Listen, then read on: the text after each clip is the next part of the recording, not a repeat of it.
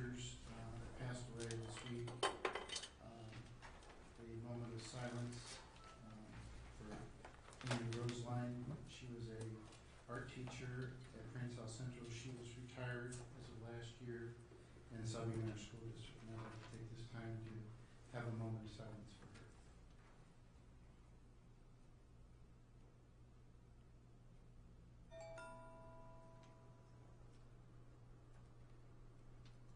Thank you. And would Min Sir Kosa please join me in leading the Pledge of Allegiance?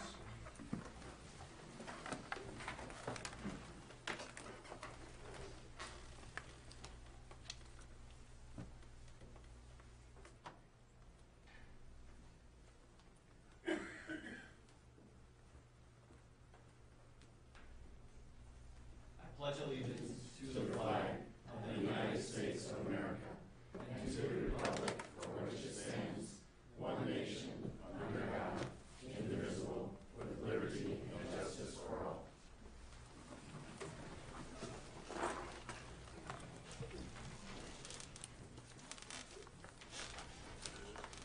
Board, I'll entertain a motion to approve the agenda as submitted. Motion by Mr. Summers, second by Ms. Weiss. Is there any discussion? Hearing none, by roll call. Ms. McAvoy. Aye. Aye. Aye. Motion carries 7-0. Recognitions.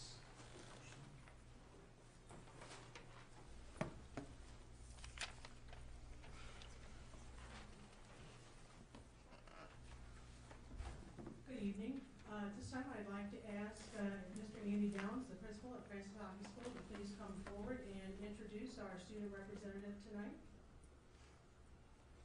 And the student can come forward as well.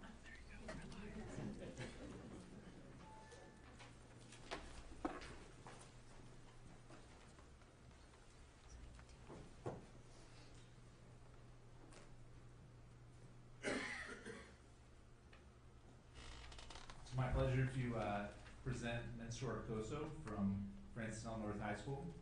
His parents were unfortunately not able to be here today. If they were, I would tell them what a great son they have. Mensur is a senior at FHN, and he's an exceptional young man. Mensur takes a variety of AP classes and is an AP scholar with distinction. He has also taken on a variety of leadership positions at FHN. He's the president of the National Honor Society, vice president of HOSA, executive council member of Speech and Debate, just to name a few.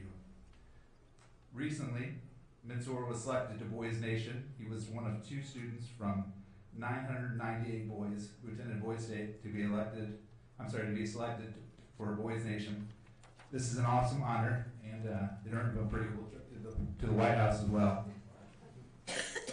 In addition, Mensur was a state qualifier in Speech and Debate.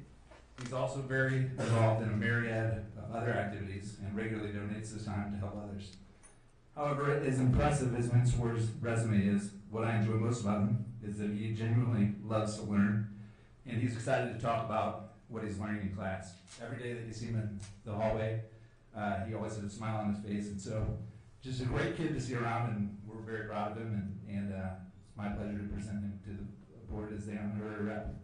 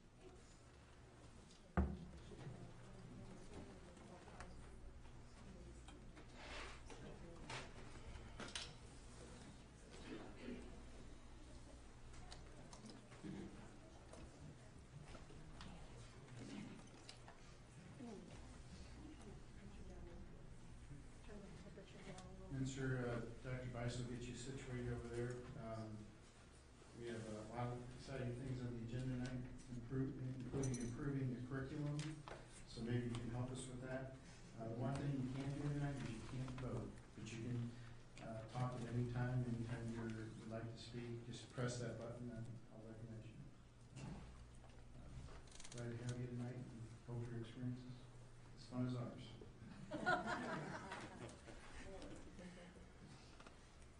Dr. Sloan, you have one more? Yes, Dr. Briggs is actually going to do this presentation tonight. Well, as I do every November, it's my honor to present the board with our two Emerson awardees this year. Every year, Emerson honors about 100 metropolitan area educators with their Excellence in Teaching Award. And our two recipients for this year are Ms. Sally Black, special education teacher at Henderson Elementary, and Mr. Matt Griffey, a science teacher at Francis Howell North High School.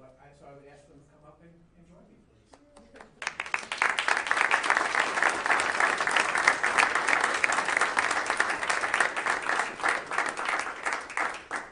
So as they're coming this way, and I'll ask them to join me right here, I just would like to share a few comments that the folks in the buildings who recommended them, their administrators, what they said about them. So from Dr. Barker about Mrs. Black, Sally works with some of our highest need students.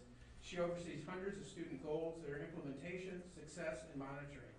She has a diverse group of students with a diverse group of needs. She balances all the needs to a building community of learners with high academic expectations. And then Dr. Barker goes on to say all the leadership things that Mrs. Black is involved in both at the building and in the district.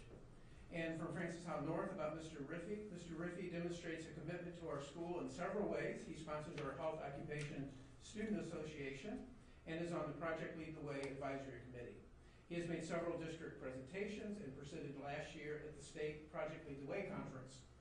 His excellent teaching skills resulted in over 90% of his biomed classes scoring proficient or higher on the national exam last year, his first year teaching the course. And this wasn't in the nomination, but I wanted to share with the board, we just got DESE's top 10 by 20 November update today, actually, or yesterday. And Mr. Riffey and his biomed classes were featured in a video as a statewide success story. So I want to say congratulations to both of them. And I'll be going.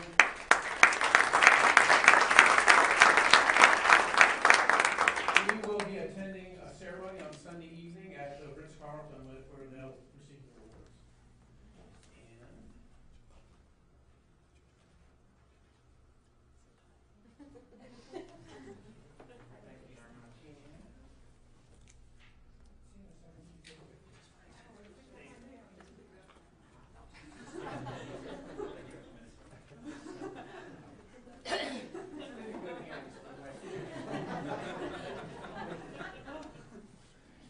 Just handing out certificates over there?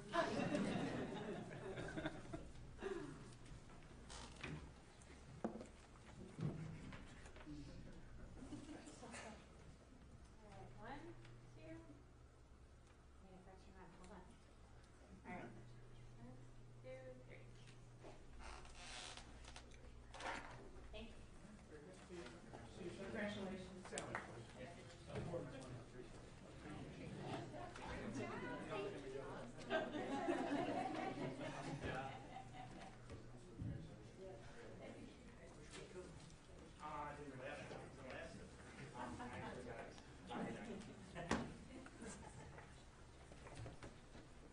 Next item is paper comments, and we have none. FHEA? Any other employee groups?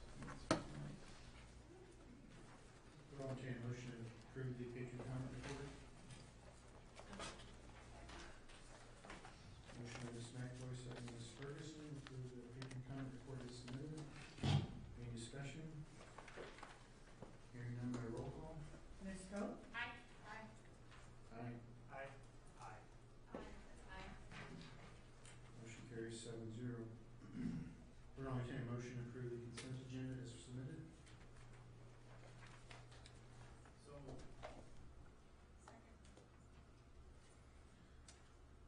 Motion by Mr. Lang, second by Dr. Weiss. Is there any discussion?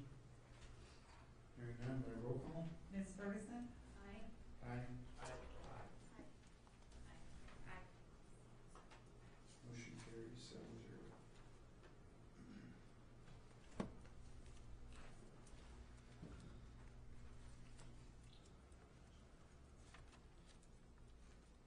there a presentation for everyone? It's first reading, right? For the curriculums there, for first reading, does anybody have any questions or concerns about the curriculum being presented tonight?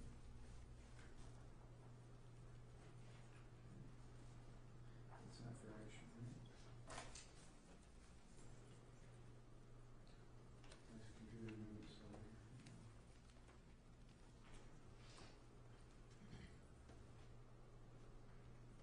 If you have any questions or concerns regarding the curriculum first reading, feel free to forward them to us prior to the second reading. Our next item is actually our best practice session.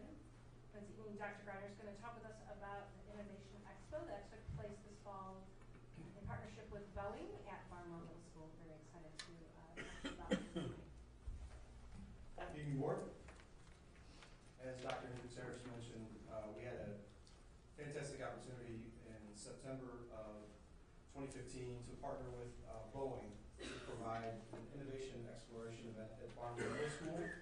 Barnwell was one of 4 schools, middle schools in the St. Louis area that were selected to participate in this Innovation Expo event. So we've got some highlights for the day. It was a great day for our students at Barnwell. And I think the engineers from Boeing that participated as well had a great time and learned a thing or two themselves. So the Innovation Expo is a project that's designed to allow students to participate in some innovative technology and really understand how that technology is utilized in the real world. So the technologies that the students were able to utilize and work with were actually left behind by Boeing as donations, so we're very thankful that Boeing was able to do that. And then it will also be technology that our classes and extracurricular activities will be able to utilize at Barnwell Middle School moving forward.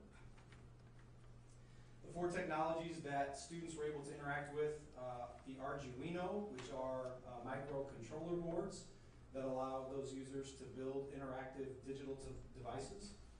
Raspberry Pi, which is a credit card sized hard drive that students were able to use and integrate with keyboards and a mouse. The CAD program is an application that is used at both middle school and high school for 2-dimensional and 3-dimensional design. And then finally, our Lego robotics kits were provided, and students were able to create some programmable robots that they were able to program and see them interact with in that space that they identified. Our 6th grade students participated at Barnwell, and we rotated them in 4 groups. There were 30-minute presentations for each technology.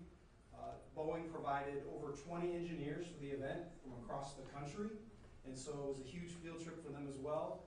And they spread out into smaller groups, and they were able to present the purpose of the technology and also allow the students to interact with those particular devices that they were using at each station. Students had challenge worksheets that they worked in small groups to complete, and so it allowed them to really think deeply about the technology that they were using. And then at the end, the engineers quizzed the students over what they had learned and asked for their feedback. And so it was a highly interactive, highly engaging opportunity for our students at Barnwell. I mentioned earlier, Boeing was kind enough to donate $1,600 worth of technology that they left behind. And again, that's listed there, and back in August, the board was able to accept that donation in advance of the event. So just a next step for us regarding the event and how that's gaining momentum towards STEM learning and the ability for our students to really look at innovative technology. The donated items are going to be used by our Barnwell robotics team, as well as some of our pre-engineering courses that we offer at middle school. And then finally, we have a video that our communications specialist, Joe Richter, put together from the day. And so, I don't know if Joe's in the room, but a shout out to him for doing a great job with the video, and take it away, Vicki. Go on the limit.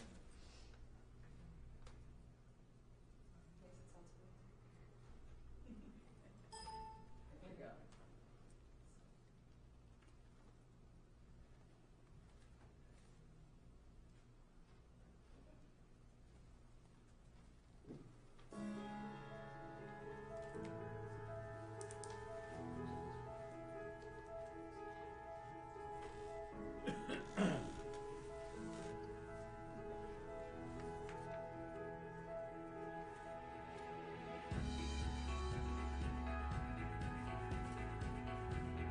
So this program in St. Louis is a get-together of all the leadership programs in the Boeing company.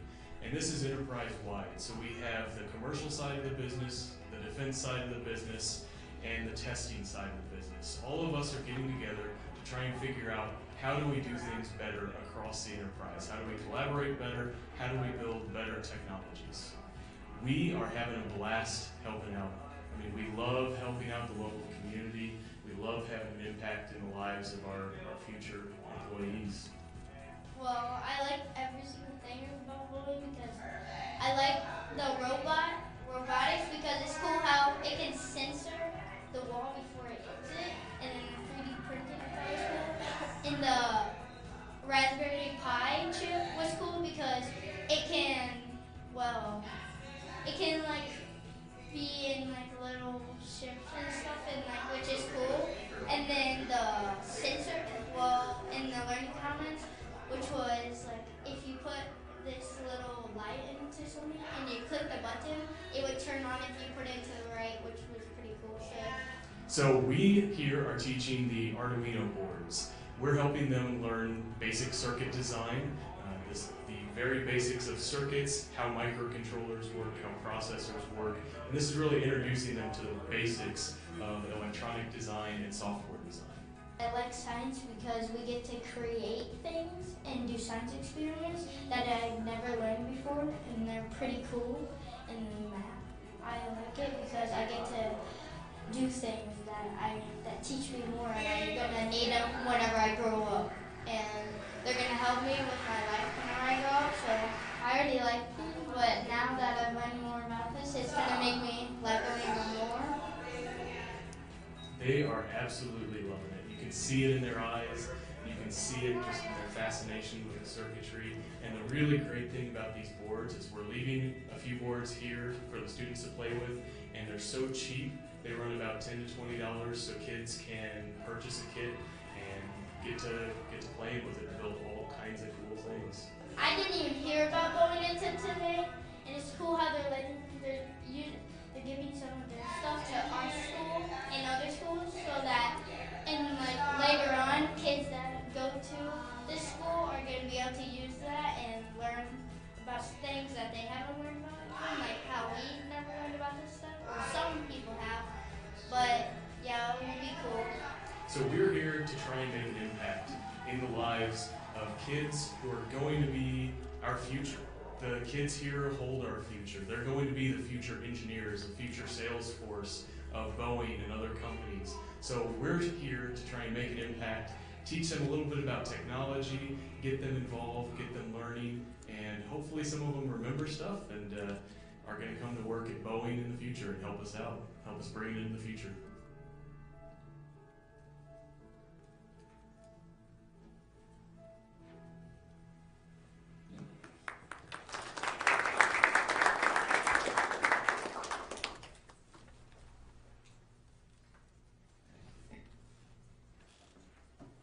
Thank you, Dr. Greiner. Ms. Cope? So I wanted to personally thank you for helping this opportunity come to fruition with our students. I think it's an excellent opportunity for our kids. If you watch the video closely, Joe does a great job, but you could see in the video how engaged the students were. And I got to visit that day and watch this involvement. And they were just so intrigued and involved. And it was very exciting to see. So it was an opportunity for us to partner with our business community. And thank you for making that happen. And while we are thanking people, we would like to thank you also, Ms. Cook, for bringing this opportunity and using your connections to make sure there were very few schools in the St. Louis area that were able to take advantage of this opportunity. We're grateful to have one of those schools in our district. I would also like to thank the administration at Barnwell. It looks like a seamless, easy to plan day. Just let the engineers from all over the country come and crash through our building for the day, and it was not quite that easy. There was a lot of planning and a lot of details that went into the day, and the administration at Barnwell bent over backwards to make sure that everything went smoothly for the day for our students. So just appreciate everyone making the day happen, and hopefully it will be the first of many of those partnerships and those opportunities for our kids as we move forward with such STEM projects in our districts. Thanks to everyone. And I'll toss out one more bouquet for our technology department. We had a lot of work on the front end to make the event happen. I know Jason Adams is here from Tech, but it was a truly a team effort, so we're appreciative of everybody that helped make the day possible. Thank you again, Dr. Grainer. Thank you for the presentation. Thank you, Renee, for making that happen. It's awesome. It's a great program, the robotics program. If you have not experienced one of them events, you should. It's fascinating what the kids do. Okay, next is the 2016-2017 summer school proposal. Actually, 2016. Going to 2017. So last month, we brought to you the summer school report from last school year, and we would like to highlight a couple things as we plan this coming summer school that the board to be aware of. So Dr. Williams will highlight just a few things from that proposal regarding this upcoming summer school. We could just put a motion on the floor first before we Board will entertain a motion to approve the 2016 summer school proposal as presented. Second. Motion by Mr. Summer, second by Ms. McNamara. Dr. Williams. Thank you very much, Board. The summer school proposal for 2016 is a little more robust than it has been in the past few years, and so I'm going to try to hit the major pieces of each of the different proposals and programs. The first page on the slide is an overview of all the different programs that we're doing. As you can see there, everything from assistance to STEM and app camps. First off, our elementary reading assistance program is going to continue the same as it has in the past. We've been fairly successful with that.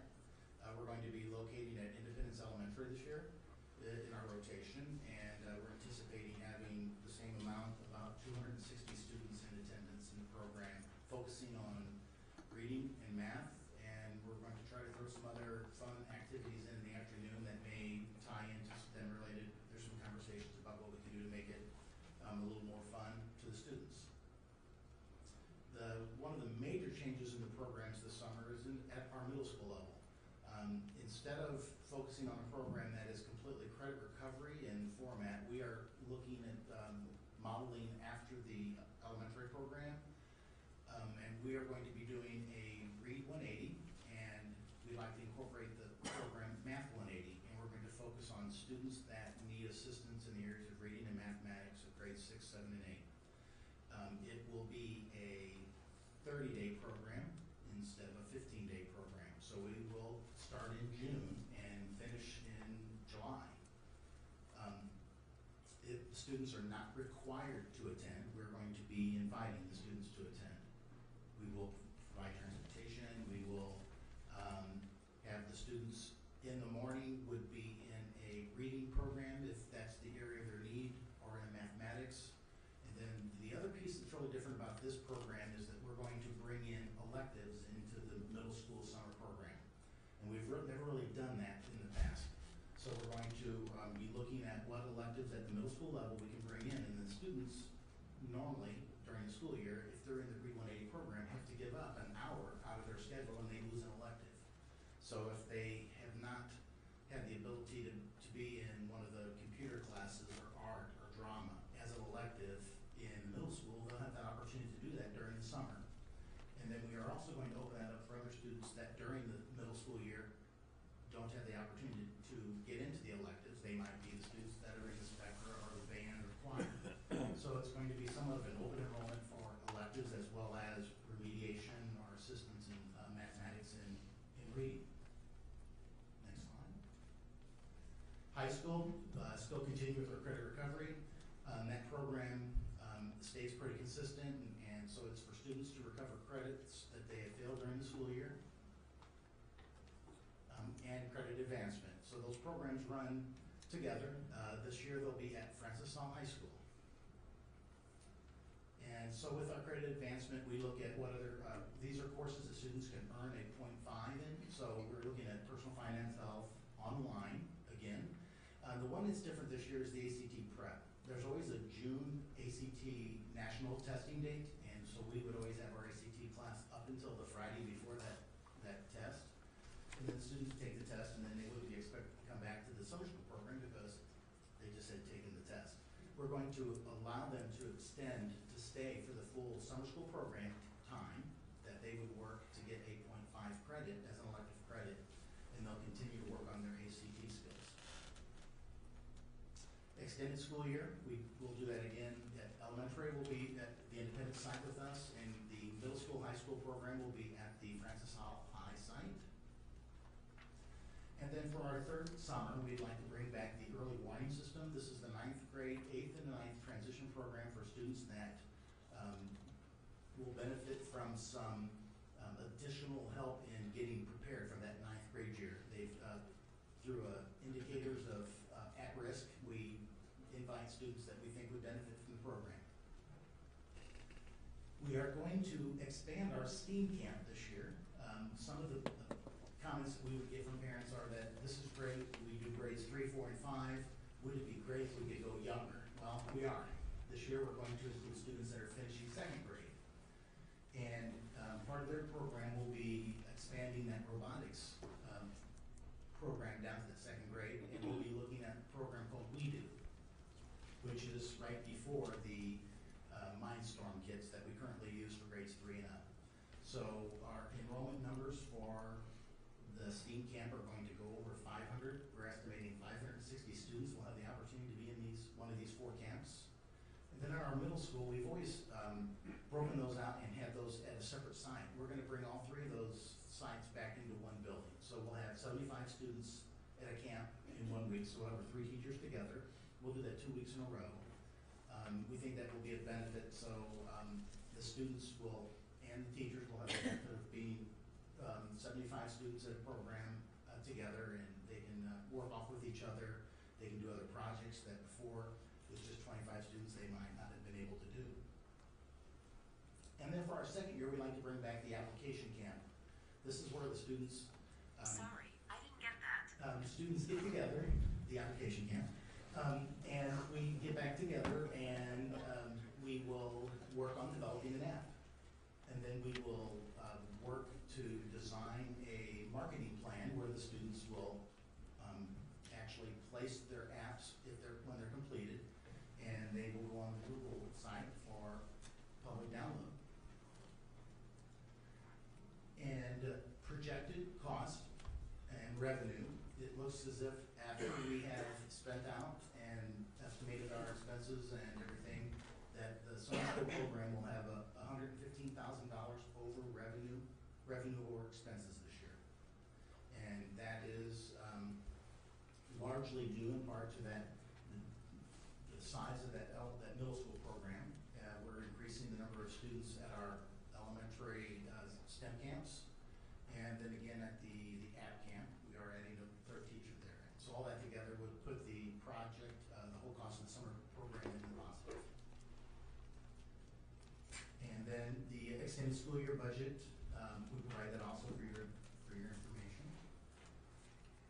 So overall, it looks to be like a good summer program. We think we're adding some more interesting items for the students. We're expanding the number of students that can enroll, and we're ready to get started. I'm glad to answer any questions if anybody has any. Just a couple things I'd like to point out. One is that the funding is driven by our student attendance. So the summer program is almost a separate budget item, so to speak, and so the funding is kind of driven through the student attendance in summer programming. And then the other thing that we haven't gotten to just yet is that our middle school achievement is an area of focus for improvement moving forward. So it's a leverage area for us. So this is one way that we can deal with our middle school achievement and not affect the budget. So prioritizing middle school is a leverage area for us. Summer school is one way that we can focus on that, and that is why we've chosen to focus and change our middle school programming moving forward. So those are some reasons for some of the changes that Brian presented to us tonight. Any questions, board? Men, you won't be attending summer school this year, will you? Maybe you can come back and teach. Thank you, Dr. Williams. Thank you. With no discussion, by roll call? Mr. Lombardo? Aye. Aye. Aye. Motion carries 7-0. We're entertaining a motion to approve purchase over 7,500 as submitted. Oh, wait a minute, we have got one more. I'm not very quick. Okay, next. Board will entertain a motion to approve the middle school and high school enrollment guides as submitted. Motion by Ms. McAvoy, second by Dr. Weiss. A lot of work here. Any discussion, board?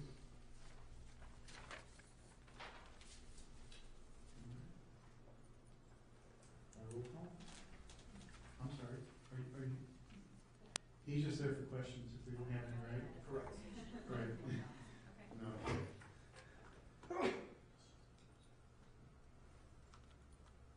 By roll call.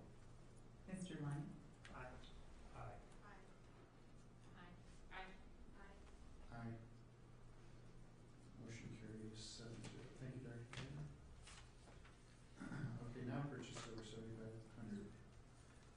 Board will entertain a motion to approve purchase order 7,500 as presented. So moved. Second. Motion by Mr. Summers, second by Ms. Ferguson. No, go. Ms. Coe. I hear people on the right side, just don't know who it is. Okay. Ms. Coe. Any discussion on this item, board?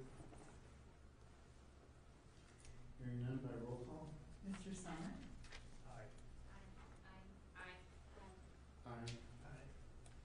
Motion carries 7-0.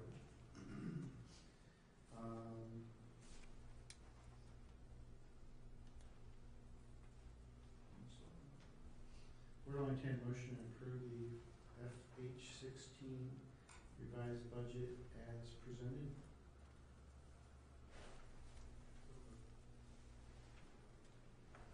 Second. Motion by Mr. Lang, second by Mr. Summer. Mr. Supple. Thank you, Mr. Lopata. I did outline the changes in the memo, but just for those members of the public who are here tonight, a couple things I would highlight. The major changes on the revenue side really have to deal with the accommodation for changes in assessed value that took place after the Board of Equalization hearings were completed. So we built the budget based on the numbers the assessor provided us in March as we prepared the projected tax liability notice. And then the revised budget, of course, is able to use the numbers that we used when we set the tax rate, which incorporate those changes. The assessed value declined by about $21 million between what we received in March and what we saw in August. And so that had a negative impact on revenue projections, and that's reflected in the budget. The other major revenue item would be the inclusion of the revenue for the student transfer program. Again, that was not provided for in the preliminary budget because the program itself was somewhat in doubt as a result of legislation approved by the General Assembly that had been vetoed by the governor, but was waiting final resolution in the veto session that took place in September. So once that was finally concluded, we were able to understand more fully what the impact of that would be. So that has been reflected in the budget. The expenditure side, we tried this year to be much more proactive than we've been in the past, at least this early in the year, to accommodate those changes that come as a result of the natural ebb and flow of our staff. We build the budget before our staffing is finalized in terms of the people who are actually hired. And so the revised budget has an opportunity to take a look at the actual salaries for people who are in place, accounting for those who have left as well as the ones who are replacing them. And so those adjustments have been made. In addition to that major change, we did accommodate some of the other things that we knew about within the expenditure line items. And so when the budget was initially adopted, preliminary budget had a projected deficit of around a little over $14 million, and the revised budget now shows a $10.8 million deficit projected for this year. Our hope, of course, would be that that there would be some revenue that comes in better than we expect and some expenditures that are less, but we have tried to be, again, a little bit more proactive in anticipating some of those changes that would naturally come about. If the board would open the five-year projection document that was attached to the board docs, I would like to discuss a few items there. Again, the blue shaded column is the revised budget that just reflects the changes, and so you can see compared to the actual results in 2015 where we are in fiscal year 2016. But I want to focus my comments more about projected for fiscal year 17. Some fairly minor changes anticipated in the local property, local revenue line, primarily because next year is not the assessment year, so our growth is would only be due to new construction that's been relatively small in the past several years, and so that's also incorporated there. Also, in the other revenue line item, you'll see that that has dropped back down. Again, we are not anticipating or including in that projection what may happen with the transfer program. There's been some results released in terms of performance, and that may have an impact on at least some of the districts who may be participating in the transfer program on a go-forward basis. And also the improvements that we're reading about daily in the newspaper that are taking place at the Normandy School District, even though it does not appear that they're poised to regain accreditation, it may be that more people are willing to stay closer to home and take advantage of the improved situation at Normandy. So as a projection, we have not included the transfer program revenue in there. On the expenditure side, the board did give direction for the administration to proceed with reducing next year's budget by $4 million. That $4 million reduction is reflected in the appropriate line items there, the salaries, the benefits, the purchase services, and supplies.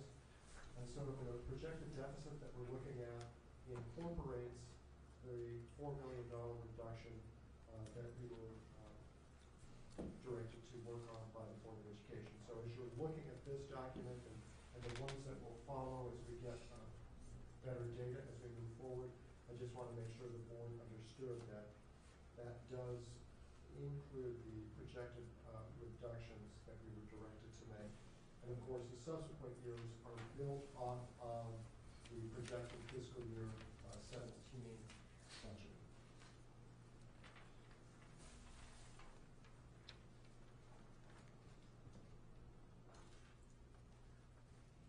Any questions, board? So just to help clarify then, the $40 million reductions in 17, you said the future years are built on that $4 million reduction being permanent? That's correct. There would be, of course, there's some growth in areas, but it does not, we don't reduce $4 million in fiscal year 17 and add it back in fiscal year 18. Thank you for the clarification. Reflected in the projection. Kevin, when you have a line item in there under benefits, you anticipate our insurance cost increasing, but it's not really reflective year after year at the rate that that potentially could happen. How much increase is in that projected budget, and what else can we expect there? It gets masked a little bit because we have a reduction in the number of staff, and so there are fewer people being covered by the plan, and so there are increases of 3.5% built into the projection, but because we're reducing staff members, there are fewer employees who are covered, and so that masks some of the change year to year.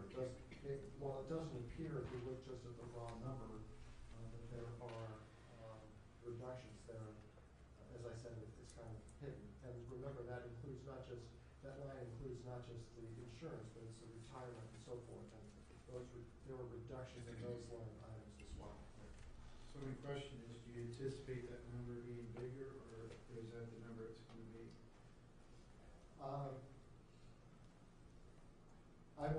I guess I can answer the question this way. Last year, we did not exceed our overall budget for benefits. And so the projected amount that we had built into the budget was able to cover the expenses that we had. It's a little bit of a crystal ball in the sense of projecting what our planned experience will be. So if we have a year of good experience where our trend is not significantly above the national trend, I think that we'll probably come in close to where we are. If we end up having experience that's significantly greater than trend, it may be, we may exceed what our projected budget would be. And of course, I think that's really the factor that would impact that, would be what happens with our actual experience in our medical program. And it's trending where it is. Trend, last year as we were developing our premiums, trend was around 7%. But we've implemented some programs that our trend has been a little bit better than national trend. So when you say 7%, you're looking at 7% minus the retirees, minus the people that fall off the. Well, I didn't build it on a 7% increase because again, our program has been operating better than national trend because of the programs that we put in place over the years to better manage costs. Some of the prior authorization programs, step therapy programs, those have helped us improve our results relative to national trend. So just not very non-committal at this point. I wouldn't be able to promise you a specific number tonight. Yes, I understand. Or is there any more questions on the revised budget projections? Do you have a motion for the by roll call? Dr. Weiss? Aye. Aye. Aye. Aye. Motion carries 7-0.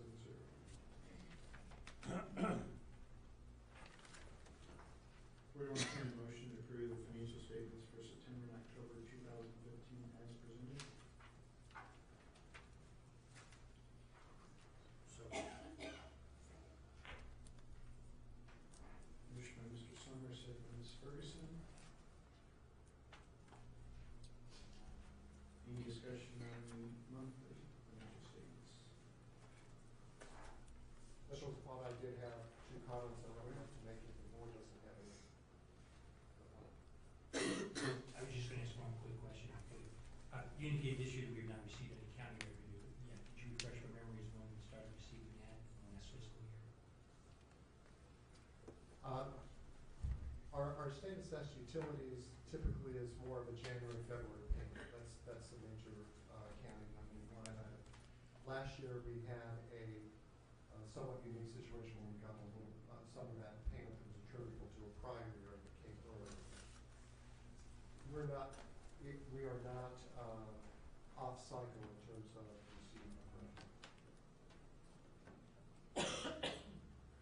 Just the two comments that I would make, and these were reflected in the memos, but I wanted to make sure that I had a chance to share it with the board tonight. First of all, as we're thinking about our state funding, as I shared with the board when we approved the tax rate, as a percentage of our overall operating revenue, state funding has been flat over the past 10 years, which makes it more difficult or pushes a greater degree of responsibility onto local taxpayers to shoulder the rising costs of education. And to that point, the Deputy Commissioner has calculated what the state adequacy target would need to be in order for the formula to be fully funded. And so we're currently being paid on $6,110, and full funding would be $6,810. If the SAT was $6,810, this year alone, Francis Howell School District would be receiving $12.5 million in additional state aid. So just as a way of gauging the impact that a lack of significant increases in state funding has had on local school districts, that there's a one-year snapshot for Francis Howell, and I've shared information previously that there are similar results over the past 4 or 5 years as that formula has been less than fully funded. And of course, those rising costs have needed to be accommodated in other ways. And the other thing is a bit of good news. We've been managing our cash flow very carefully this year, as you might imagine.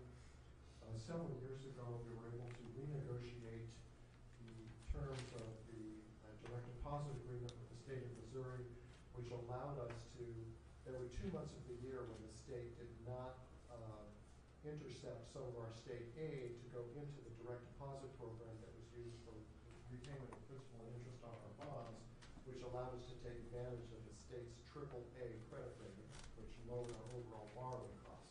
So we were able to renegotiate that those 2 months would now be October and November, which gives us a little bit more influx of state revenue in those months, which has helped our cash flow. And as a result, we do not anticipate that we need to do tax anticipation notes this year. It will be very close, but I'm glad that we're able to share that news with you tonight. That is good news. Nobody likes to borrow from banks. Including the Francis Howell School District.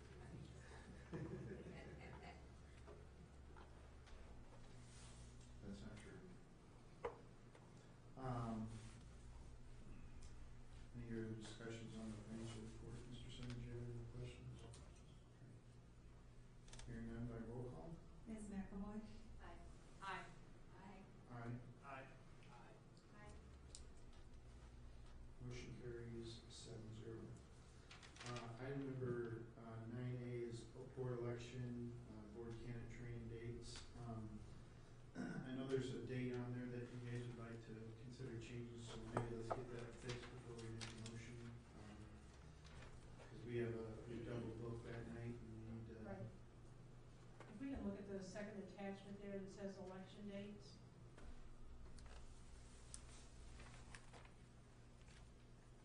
The board candidate training is currently scheduled for January the 20th at 6, and I believe another meeting is scheduled on top of that. So what I'd like to propose is that you keep the appointment that you made with the search firm, to continue that work that night, and to move the board candidate training to January the 25th, which is a Monday.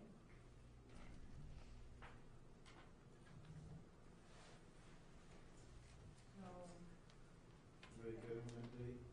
Good. in the board, we, Or does not necessarily have to be at that, right, but correct, those that are. that's an optional. Right.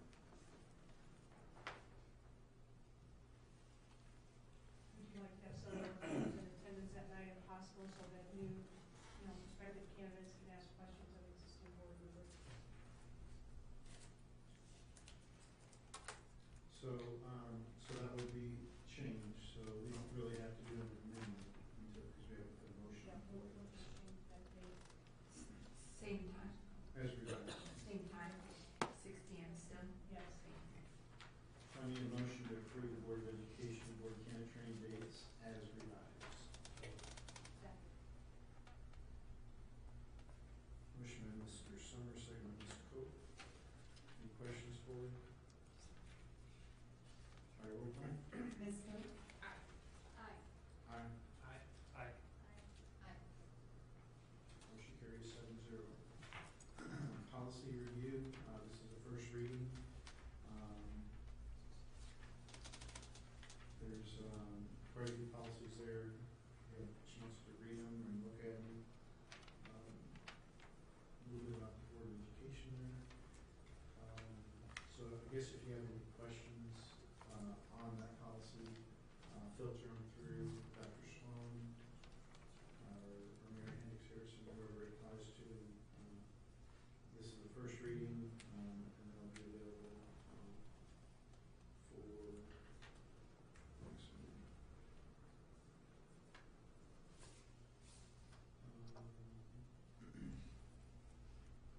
Now we're going to go into work session. Dr.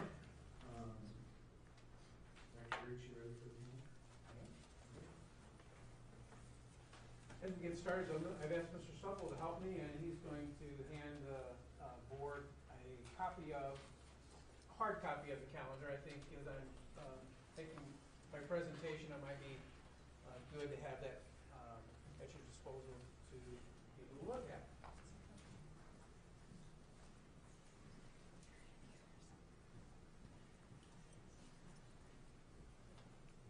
We've handled the development of the calendar in different ways and in different years, and we had a large calendar task force last year that spent a lot of time developing actually two calendars, one for this year and one for next year.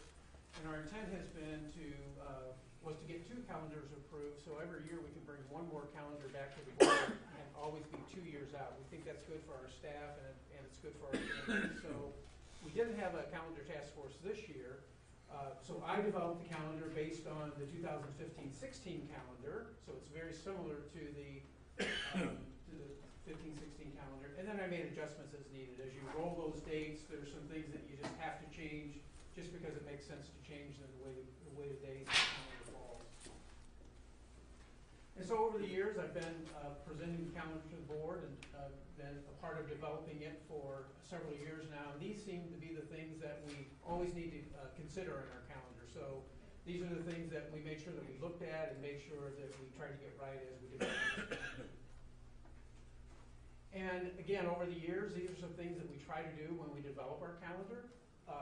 That the students would start with less than a full week. It's stressful on the students and the teachers too to start that first week of school and have a 5-day week.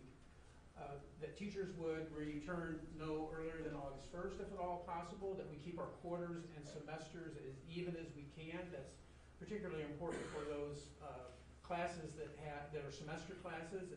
It's good for us to keep those semesters as even as we can.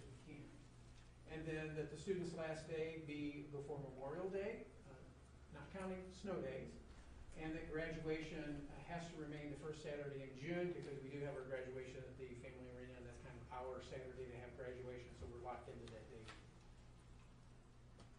And so the big ideas from the calendar that you have in front of you are that the first day for staff would be August 1st, first day for students August 9th. The year does begin with a 3-day week for the students. We included 3 professional development full days, and those are the 3 days that we added to the teachers' contracts over the last couple of years. Fall break is 1 full week and an additional day for students, and spring break is 6 days plus 1 additional day for students. In this calendar, 3rd and 4th quarter end days float to make quarters even. And what we mean by that is, for example, on the calendar that you have, 3rd quarter ends on March the 7th, but if we were to have snow days, we would push that day back. So we always have the same number of days in the quarter. So if we were to have 2 snow days before March 7th, we would push the end of that quarter to March 9th. So that's what we mean by those 3rd and 4th quarter days float. And the same thing that I just explained would be true at the end of the year as well. Snow days in this calendar are at the end of the year, as they are in this calendar and in next year's calendar. And consideration was given to election days in November of 2017 and April of 2018. So we do get concerns from our community from time to time that we have large numbers of people who are kind of unaccounted for on election days and having students in the building on those same days. So in this calendar, those will be professional development days, so our students won't be in session on those election days. Additionally, just the logistics of having all that traffic in your parking lots and in the building on those school days can present some difficulties.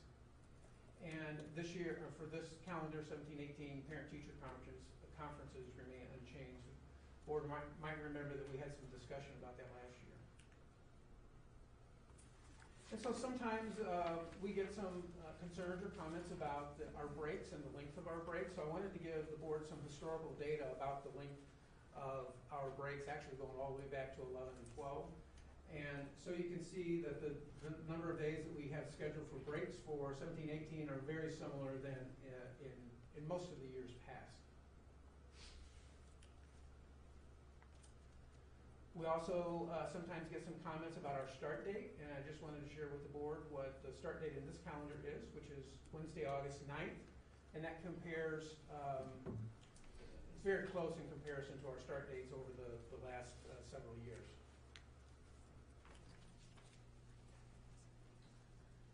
Again, sometimes we get some comments regarding the start dates for other school districts, and it seems to folks that we start a lot earlier than other school districts. So I put this information in the presentation for that purpose. So we don't have the calendars for next year or the following year for other school districts, but we do have the dates for this school year, and you can see those. The start date and the calendar that you'll be considering next month is August 9th, so that it is very comparable really to the start dates for other school districts around us. We are just a few days earlier. This is just a slide that shows that the quarters are as even as they can be. With 169 days, something has to be uneven, but those are as even as they can be. And then this is our survey results. So we asked several questions on our survey. We asked about overall satisfaction. We asked about satisfaction with the start date, fall break, Christmas break, spring break, snow days, professional development days, and the last day of school.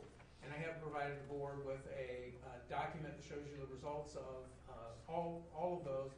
On this slide, I've just given you the results for the overall question: how overall satisfied are you with the 17-18 calendar? So you can see the results. I would point out that in the community survey, we did two separate surveys. In the community survey, about 28% of the respondents identified themselves as Francis South School District employees, and that's just an information item for the board. And so you can see that for staff, there was a 47% very satisfied and satisfied, dissatisfied and very were 32, and for community 52 and 27. I will point out a little bit later that we actually made some changes to our calendar based on these survey results. And I would point out to the board, if you look at the individual results for those individual questions, the question that rated lowest was the question about professional development days. And we have made a change due to that low rating. And I think that change would have affected the overall rating as well. I have attached on board docs all of the comments that were made from the community and the staff, so the board can feel free to read those. When we gave the survey, we asked for comments if the rating was dissatisfied or very dissatisfied. They were allowed to make a comment, and then they were allowed to make overall comments at the end of the survey. And so if you read through those survey comments, you'll see on the screen the things that were the most common themes. And so as a result of the comments, as I mentioned before, there was one change that was made. I did say that the 17-18 calendar was based on the 15-16 calendar. However, I did fail to point out that one change that we made, and we were hearing some informal input that teachers and families would rather have those professional development days that we have on Fridays this year on Mondays. But that's not what our survey showed. So in the calendar that we sent out in the survey, we had some of those professional development days on Mondays. As a result of the survey, we changed 3 professional development days back to Fridays. So again, I do think that our overall satisfaction would improve with that change. Some other changes based on the comments that I looked at and considered but rejected, and I'll talk about why, are the 3 bullet points that you see on your screen. The first of those being a later end date. In this calendar, if we had no snow days, the last day for students would be May 16th. However, we do have 10 snow days in our calendar, and if we used all 10 of those snow days, which we did about 3 years ago, that would put us going to school 2 days before graduation. And so we have to plan for those snow days, and really if we ended school any later, we would be bumping up to graduation. So we didn't make a change based on that. There were some comments about a later start date. We didn't make a change there either. We could have a later start date, but that would mean several things if we did so. We would have to take those days out of fall break, and there doesn't seem to be a lot of support for that. among a lot of people anyway. Or we could go maybe a day longer before a Christmas holiday. So we rejected that idea, and this calendar really doesn't start any later than the one that we had to go out with the survey. And the final thing that we considered was a longer Christmas break, but we had those same constraints. In order to have a longer Christmas break, then that would mean we would have to come back later in January. This calendar, staff come back on January 2nd, students come back on January the 4th. So if we move that to the right, if you will, that would mean we would have to move the end of school later. And we can't do that because of graduation and the 10 snow days. So we did take a really hard look at those, but we didn't make any changes. And that's it. Happy to answer any questions that were asked. If you've never sat on the calendar committee during your board tenure, you should do it just one time. You probably won't do it again. Did students have an input on that Monday to Friday change? Yes, we had their parents in a community survey. So you think the students want to be off on Friday instead of Monday? Probably. Yeah, probably so. And that is information only. Do you have any questions on the calendar? I dare you. And a lot of work goes into this, a lot of discussion. I'm amazed at how much discussion you can have year to year to year over a calendar, but there's always new, everyone has a different reflection and idea on how it should look, and I'm sure it changes every year, and God bless you for chairing that committee. Okay, academic workshop, Dr. Mary Hendricks Harrison. So the board has in your board docs a full academic workshop with all of our data, and I typically present an abbreviated workshop, so there might be some jumping around on the slides that you have there. Annually, I present the data results from the previous school year, and I'm pleased to present to you another year of positive results tonight. We annually set a goal regarding our accreditation points, and last year, you might recall throughout the year, we had to change our goal a few times because the accreditation standards had changed a few times. We did meet whatever goal we had set at whatever point last year and earned 98.6% of our points. One of the things I always try to point out when we talk with the board is that our accreditation points are not all created equal. And so you can earn points for performance and you can earn points for improvement. And that is something that's very important moving forward that we all keep in mind. And so this chart specifically is one that I like to highlight. It's a little difficult to see, but you can see that the state sets these 2020 targets, which is the highest standard that you can meet your accreditation points with. I'll spend a little time on the slide. So you can see that at the top are our major accreditation standards, so academic achievement, subgroup achievement, college and career readiness, attendance, and graduation.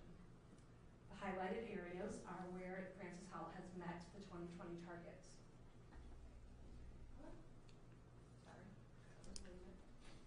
Here is where Francis Howell hit the 2020 targets. You can see that we hit 2/3 of our 2020 targets. You can see other districts here and the percent of 2020 targets they hit. There were a few districts across the state that did hit 100% of the 2020 targets. Fewer that hit more 2020 targets than we did.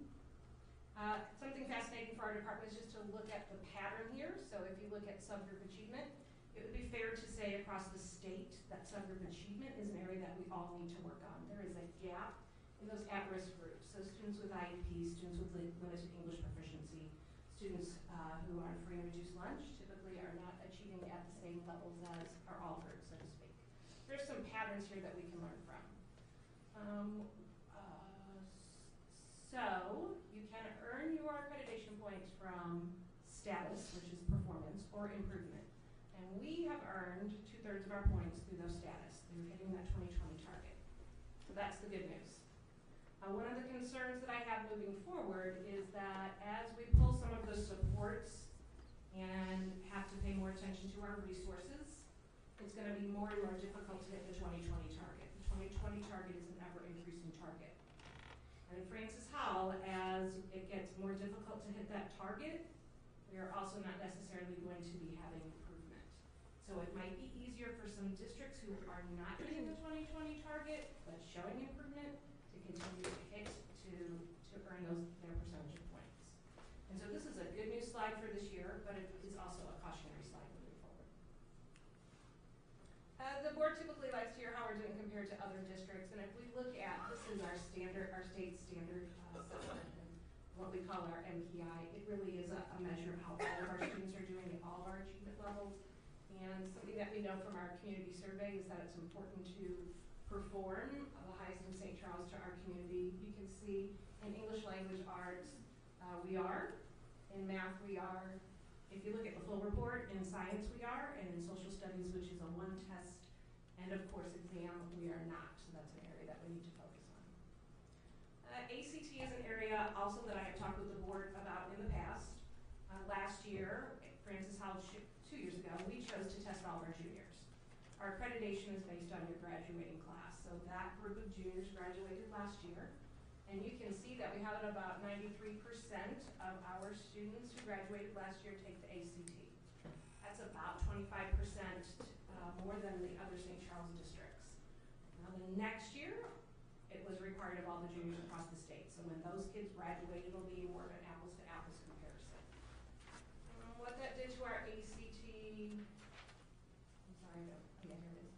what that did to our ACT score was also something that we anticipated. When we have more kids take, especially kids who wouldn't typically take an ACT, we can anticipate a decrease. We were hopeful that our decrease would not have been where it would have been less than this. Although when we look at the two districts who recently went to ACT for All, which would be Rockwood and Parkway, our decrease fell right in the middle between the two when they went to ACT for All. And our increase in participation was larger than those two districts. This is another indicator in our accreditation, which is our advanced courses, or our AP for us, primarily is our indicator.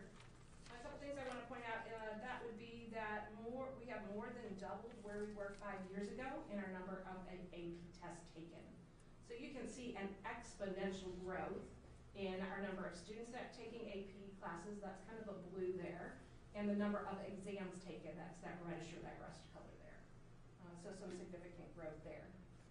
And similar to the ACT, when you increase your participation in these advanced courses, you would expect to see a decrease in your students scoring on the exams, and we have not seen that decrease. We saw a slight decrease last year, but we still have 66.2% of our students who are scoring a 3 or better on an AP exam, which typically, not every college, but typically would qualify them to earn that college credit when they transfer in. These are the other accreditation areas, some things that we want to highlight. The first accreditation area is this post-secondary placement. The state intends for this data point to measure the students doing something meaningful post-graduation. And you can see that we have seen some significant increases in that number over time. Really, that is an indicator of can we find those kids post-graduation and identify what it is that they're doing. That's kind of our leverage area, us being able to find them. Because if you can't find them, that goes down as that they're not doing something meaningful after graduation. So our leverage area is really being able to find our kids post-graduation. Our attendance rate, you might recall that the state has changed how they record attendance, and they have focused on 90% of our students attending 90% of the time. And so we are at 93.1% of our students attending 90% of the time. The state 2020 target, so their high target is 90% of your students attending 90% of the time. So we have a little leeway there with 93% of our students attending 90% of the time.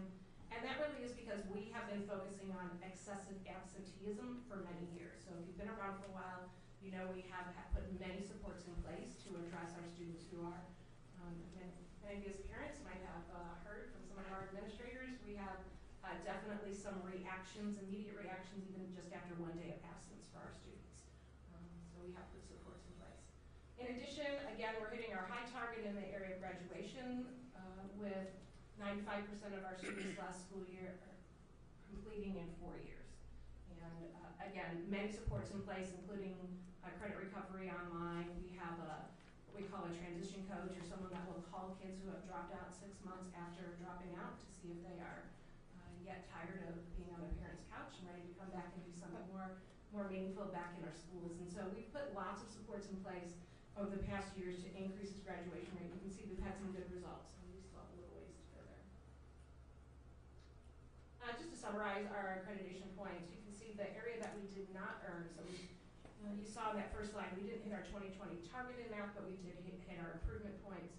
The areas that we did not hit our points is in that subgroup area. And again, we're in good company. That kind of tended to be the trend across the state.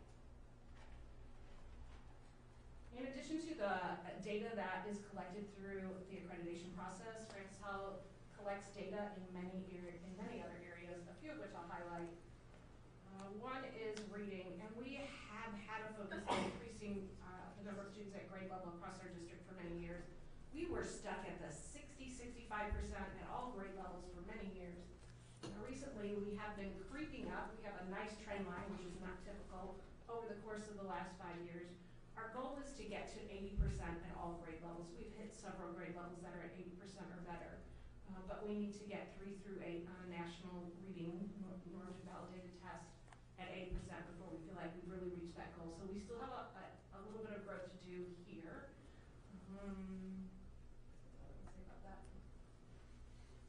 In school and out of school, we cut in school in half in the last 5 years and out of school by over 40%. And that helps our students to be in class more. And again, those supports, it's not that we're spending less time working with our students on behavior, it's that we're doing it on the front end. So we have our teachers in classrooms teaching lessons proactively about what our expectations are in classrooms and less time dealing with kids in in-school suspensions. We have our administrators working with students on individual contracts and conferencing, a one-on-one, contacting parents, having no contact contracts if there is conflicts with students. So supports have been put in place over the series of these 5 years to get to this number. We'd like to do a summary. So you can see that our ACT and AP participation is significantly up. Those scores are down. Our math and ComArts and math did better than the state. So it was a brand new test. You couldn't compare it to previous years necessarily. But the state increased in ComArts and we had a larger increase. The state decreased in math and we had a smaller decrease. So that's kind of how we measured it. Our 90-90 attendance was up, our graduation was up, and our reading levels were up. The board typically likes to hear about, so what's next? And our areas for improvement, or for real focus for us, are our ACT score. Even given our participation rate, which is very good this year, and it will continue to be good moving forward now that the state has moved to ACT for all. Given our current demographics, we know we can do better on our ACT composite. So that is an area of focus for our improvement planning. If you look in the full presentation that you have and you look at our individual grade levels and different contents, you will see that every grade level is very competitive when we're looking compared to other districts. But the area that we seem to have a little, we're not as competitive is middle school. Middle school English language arts, middle school math. And that has been an issue for several years now, and we're determined to get to the bottom of that. We don't know if it's a curriculum, an assessment, an instruction, a combination of issues. We have found a couple of holes specifically in the area of math this year, and we need to make that a priority for our school improvement moving forward. You heard me say we are not #1 in government. We're determined to be #1 in everything, so we will be fixing that here shortly. And then you also heard me say subgroup achievement for those students that are at risk across the board for everyone is an area. And so we will continue to focus on that. We do have some celebrations. If you were to look at all of our state assessments put into a single index, we would be a top 5% district in the state, not just in our area. Our ACT and AP participation were excellent. You know our attendance, graduation, elementary reading are up there. Our concern moving forward is just the challenge of keeping our current supports in place, given our current financial situation, maintaining those high levels, and it even being more difficult to show progress When we think of those 2020 targets increasing and our supports potentially decreasing, not being able to show improvement and earn accreditation points that way is going to be a challenge for us. You know, we've already cut some tutoring, some lit coaches, some of our new teacher supports. That is all going to be difficult. We're going to have to find ways to prioritize our supports moving forward.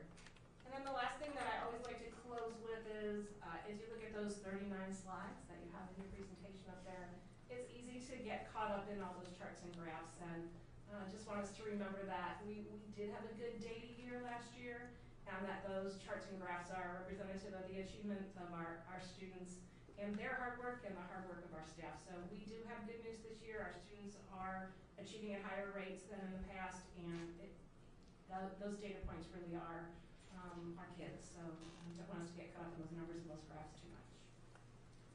Any questions?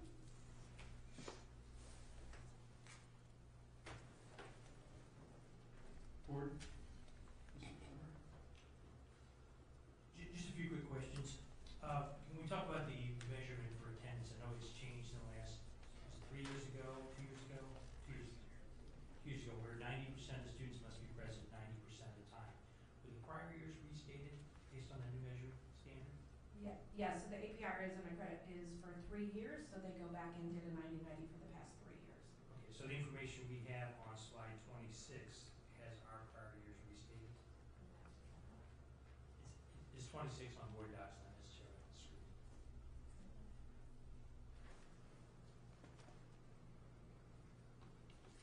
So for 2015, it was 93.1, and then if you go back, 92.9 was 90% attendance. So it was 92.9 90% of the time. Okay. And then the My previous question is year- going back to 2011, which was the old measurement. Is that Yes, it's still the 90-90. 92.9. the prior years have been revised? Okay. And that's true on graduation too. Those prior numbers have been revised based on the new standard. Yes. Okay. And then my last question, when you talked about MPI comparisons earlier in the presentation, if I was a perfect school district, what would my score be? That's a really good question. Dr. Williams, know that one off the top of your head? 500. Thank you. 500.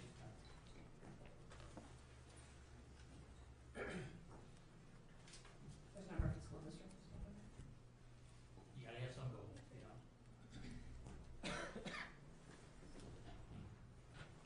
Any other questions, board? Comments? Ms. Coe? I echo your concerns as we go through our financial challenges, and so certainly want to provide support and conversation around how we maintain our quality education for our students as we go through some challenging times, especially looking at some of those subgroup categories. So I echo your concerns there.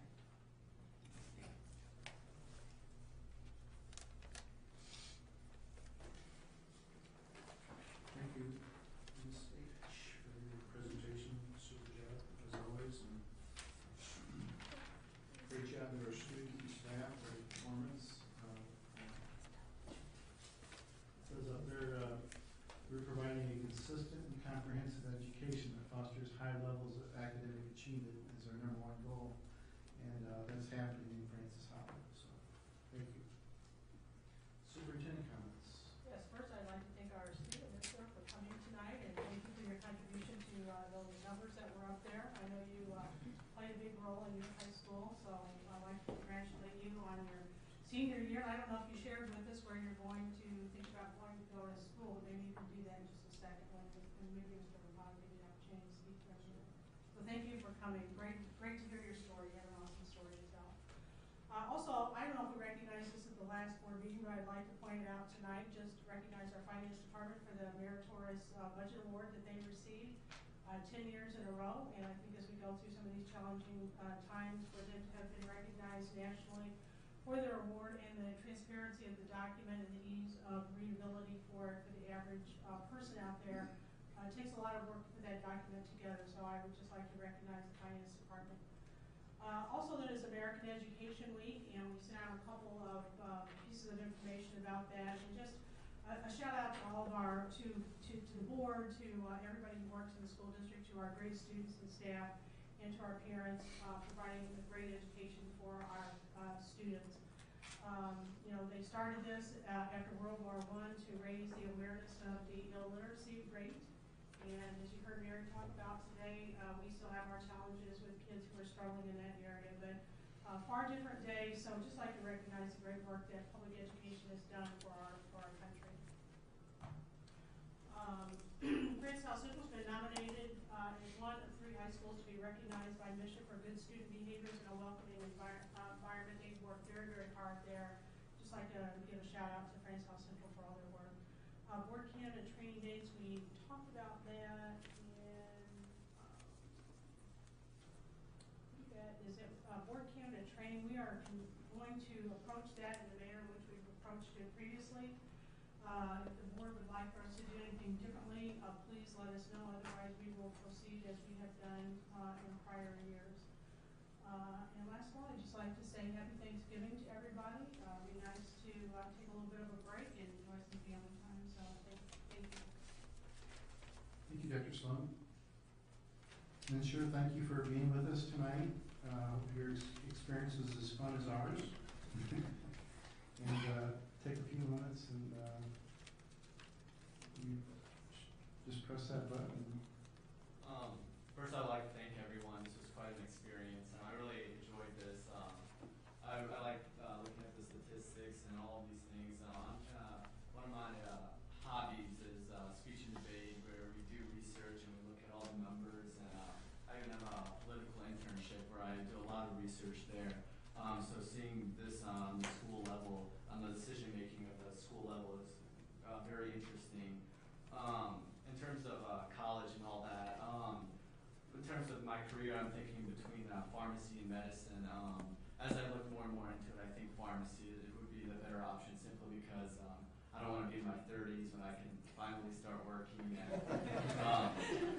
I want to balance the job with life and all that. So for schools, I looked at Washington and all the other schools, but I've applied to St. Louis College of Pharmacy, and that's where I'm thinking of at least spending the undergraduate years. I think it's a pretty good school, and I think it would be pretty cool to stay in St. Louis, because I think I see myself in the future getting more involved in terms of politics and all that. So I hope I can do that in the St. Louis area. So yeah, that's how everything stands in terms of the next few years. Well, thank you so much for being with us tonight, and good luck to you. You said politics, right? Okay. I'm sure your parents are going to appreciate that you're going to get a job before you're 30.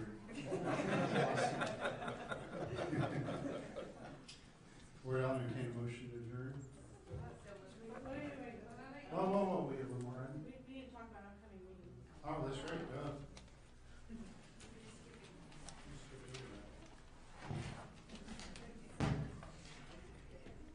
So the December 17th meeting,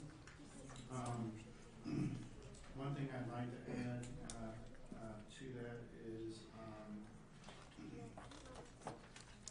decision on whether or not we're going to put a tax increase on the ballot and whether or not, if that's what the board desires. So we can put that for the December 17th meeting.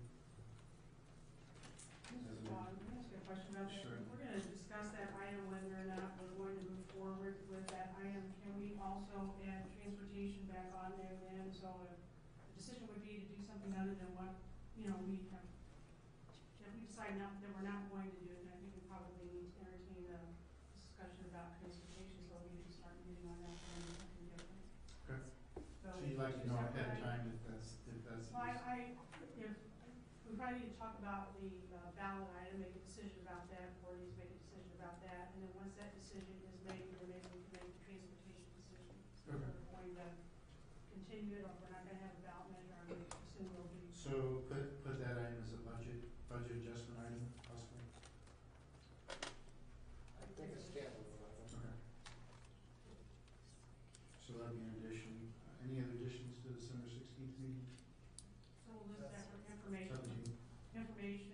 discussion, possible action on transportation, 16, 17 transportation. And then the 21st meeting?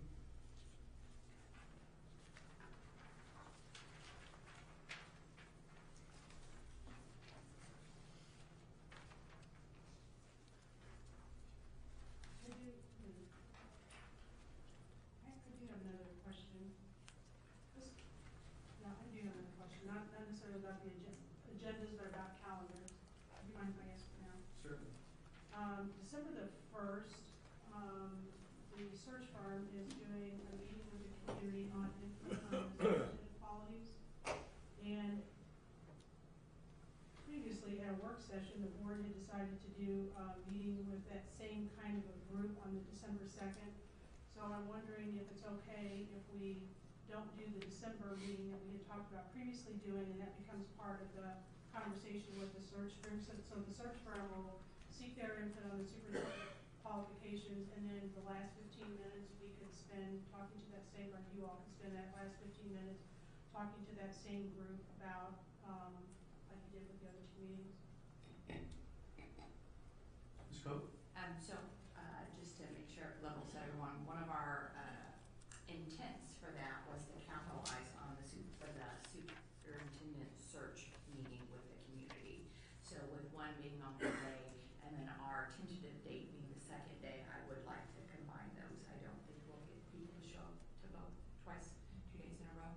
So our original intent was to capitalize on the meeting with the community.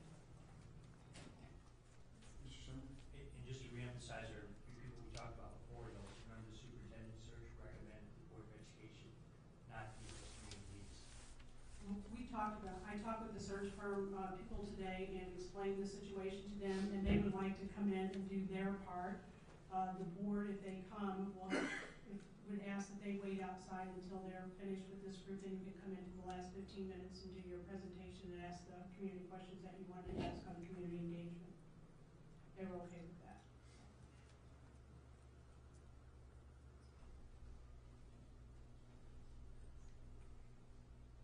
Okay. That's December 1st, right? Right. Do you have a time for them? That meeting on December the 1st, I think is at 12:15? Correct. Till 1:30. Correct. And that's a community meeting, but the board is not supposed to. And that's here. Correct. That's here, but that's not for the board to. Right. Just the last 15 minutes. 1:15 to 1:30 is when the board will have time to talk to the community after this search firm is finished. Are you available that day? Amy, are you available that day?